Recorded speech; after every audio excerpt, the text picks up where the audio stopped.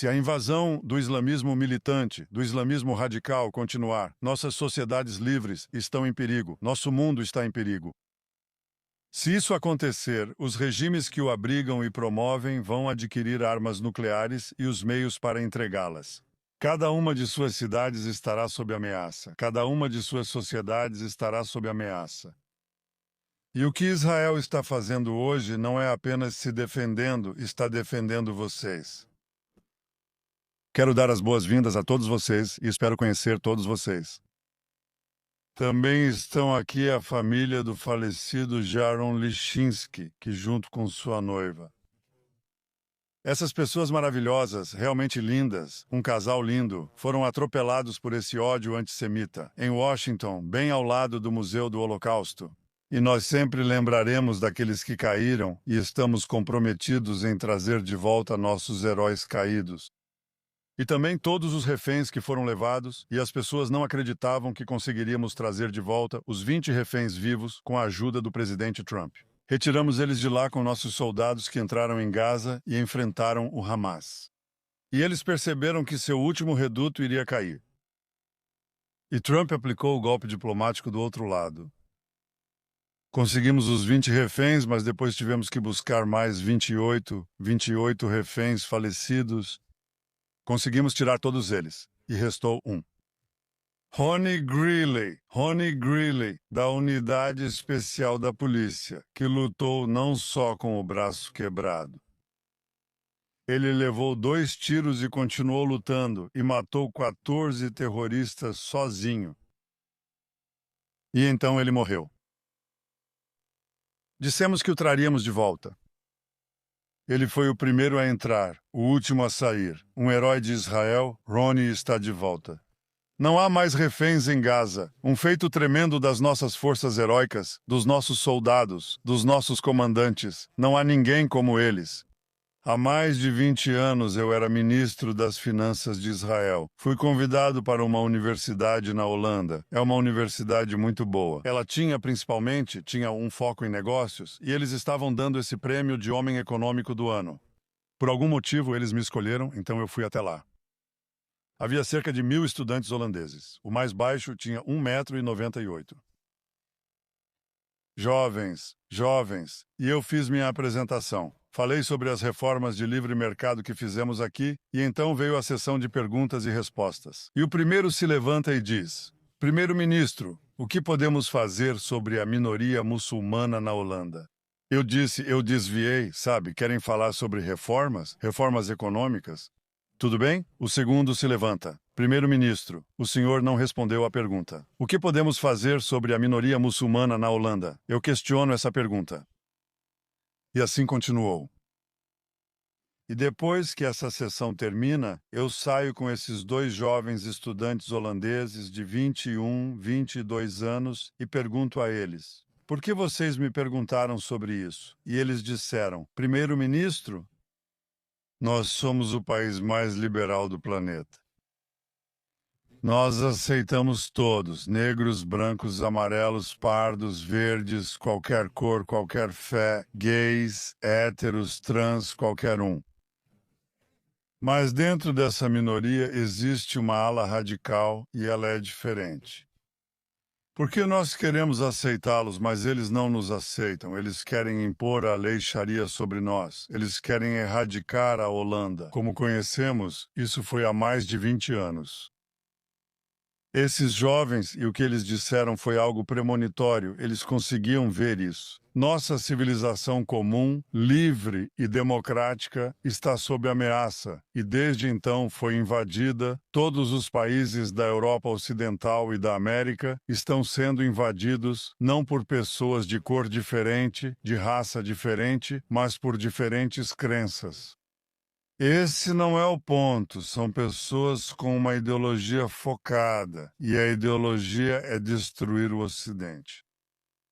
E para esse propósito, eles se uniram com os progressistas mais ultra-anti-ocidentais. E eles se uniram.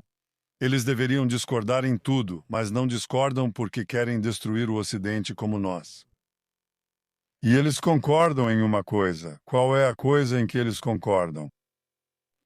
Guerra Mundial? Judeu para conduzir uma guerra mundial primeiro contra os judeus e contra o Estado judeu, e para os muçulmanos radicais, eles estão certos, porque não haveria Ocidente no Oriente Médio. Se o Estado judeu for erradicado, não haveria obstáculo para uma futura invasão da Europa se o Estado judeu não existir. E isso também apela ao ódio interno deles contra os judeus, que tem raízes comuns com o antissemitismo ao longo dos séculos. Quais são essas raízes? Bem, é uma doença muito antiga, e o antissemitismo é um credo, não racismo. O racismo existe em todos os tempos. Há xenofobia e xenofobia violenta ao longo da história. Isso não é o que é o antissemitismo. O antissemitismo começou como um credo há 2.500 anos, 500 anos antes do nascimento do cristianismo, com um ataque ideológico contra os judeus, que é diferente. E continuou se transformando. Mudou o motivo pelo qual os judeus eram odiados, mas vou te dizer por que eles eram odiados na diáspora. Porque eles tinham duas qualidades que, quando combinadas, os tornavam muito, muito vulneráveis. A primeira coisa é que eles eram proeminentes. Os judeus eram proeminentes em todas as sociedades. Depois que perdemos nossa terra, fomos espalhados pelos cantos mais distantes da terra, e nessas terras distantes éramos proeminentes. E quando você é proeminente, você desperta uma paixão humana que é muito bem conhecida. Isso se chama inveja, mas quando você mistura inveja com vulnerabilidade, quando você está fraco e não pode se defender. E isso acontece quando há mudanças sociais. A combinação de ser proeminente e fraco é o soro mortal do antissemitismo. E é por isso que os judeus, ao longo dos séculos, sofreram ataques repetidas vezes, e esses ataques sempre foram precedidos pelas mais virulentas difamações. O que não disseram sobre nós?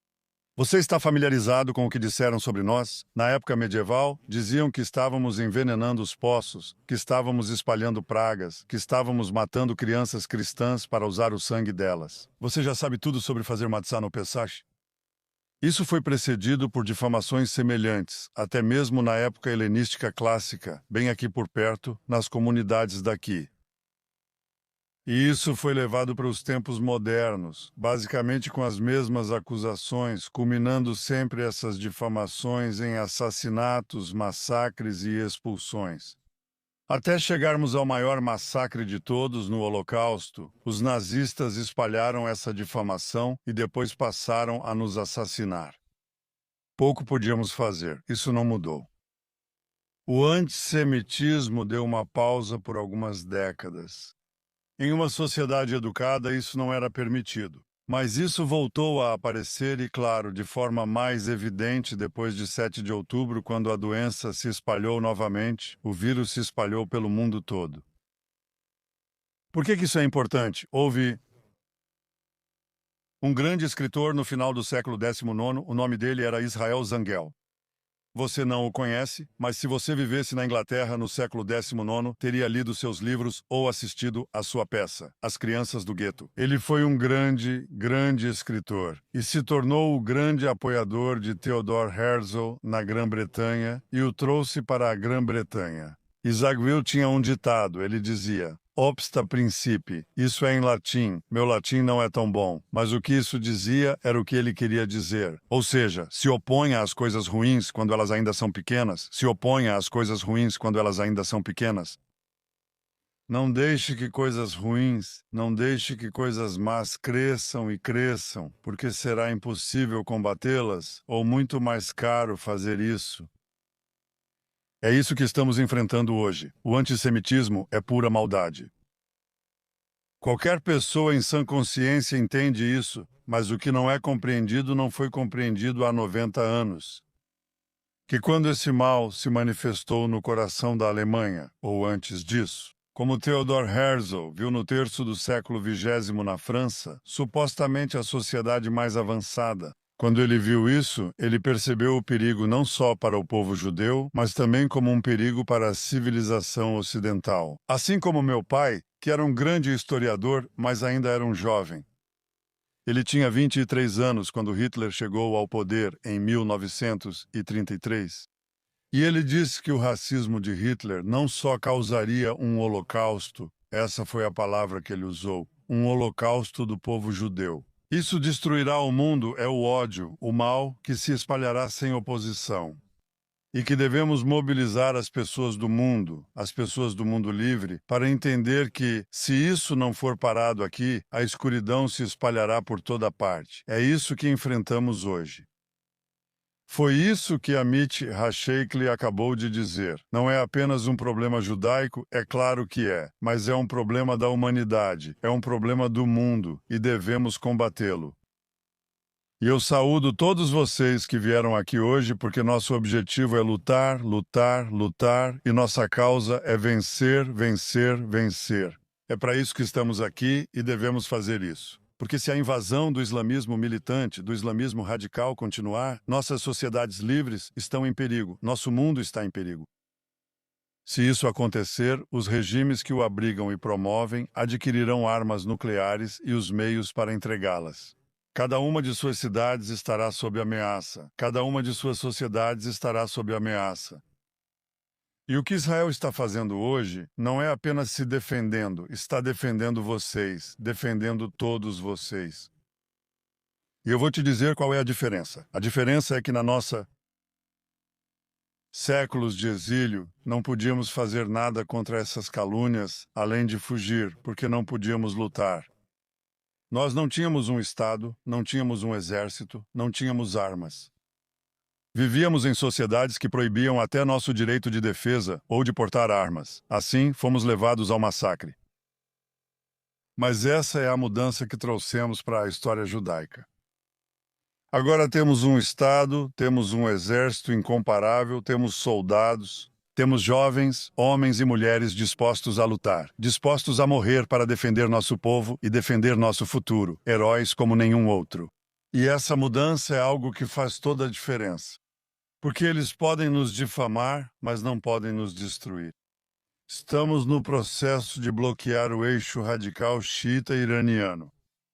A outro é a Irmandade Muçulmana, o eixo sunita radical. Nós vamos nos defender, mas o Ocidente vai se defender.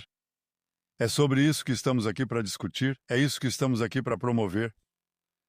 E sabemos que esse veneno agora penetrou na grande mídia, em todas as instituições globais, em todos os governos que enfrentam, muitas vezes, eleitorados islamistas e seus líderes. Ao contrário dos líderes que mencionei antes, eles não tomam uma posição, eles se acovardam, recuam e, claro, isso é mais evidente nas redes sociais. Esse é o novo campo de batalha e é aí que devemos contra-atacar com nossas próprias armas. Estamos atrasados nesse jogo, mas vamos vencer essa batalha também, assim como vencemos no campo de batalha, porque estamos desenvolvendo os meios para combater isso. Não com cavalaria contra F-35S, mas com F-40 contra F-35S, esse é o próximo passo. Eu peço a todos vocês que não apenas lamentem nossos problemas. Eu peço que vocês primeiro entendam isso. Estamos unidos em batalha e é tão importante para nós reunir nossa coragem, nossa criatividade, nossa disposição para lutar. É a coisa mais importante em uma batalha. O mais importante é a tenacidade, a disposição para lutar. Há muitas coisas importantes, mas essa é a principal. Com ela, você tem tudo. Sem ela, nada. Quero me dirigir especialmente aos jovens judeus, mas também a todos os judeus que enfrentam intimidações em campi universitários e centros urbanos. Eu digo a eles: não tenham medo, não se acovardem, não baixem a cabeça, falem, levantem-se, revidem, porque é assim que resistimos. Nós lutamos e lutamos e lutamos. E aos líderes neste salão e ao mundo, eu digo o seguinte: a história não vai lembrar daqueles que apenas denunciaram o ódio com palavras educadas, a história vai lembrar daqueles que agiram, daqueles que defenderam a verdade. Quando era mais fácil desviar o olhar, aqueles que ficaram ao lado do povo judeu, enquanto outros hesitavam. Porque quando você está ao nosso lado, você está ao lado de si mesmo, você precisa se posicionar e falar de forma muito clara. E você deve declarar: não mais antissemitismo. Não aqui, não agora, não em lugar nenhum, nem à direita, nem à esquerda. E vamos combater as mentiras com a verdade, porque as mentiras são a base do antissemitismo. A verdade é o antídoto. Que a luz da verdade brilhe de Jerusalém e que possamos lê-la. Que possamos nos encontrar novamente no próximo ano, na terceira conferência, em um mundo melhor, mais brilhante e mais verdadeiro. Lembre-se, se lutarmos, venceremos e nós vamos vencer. Obrigado.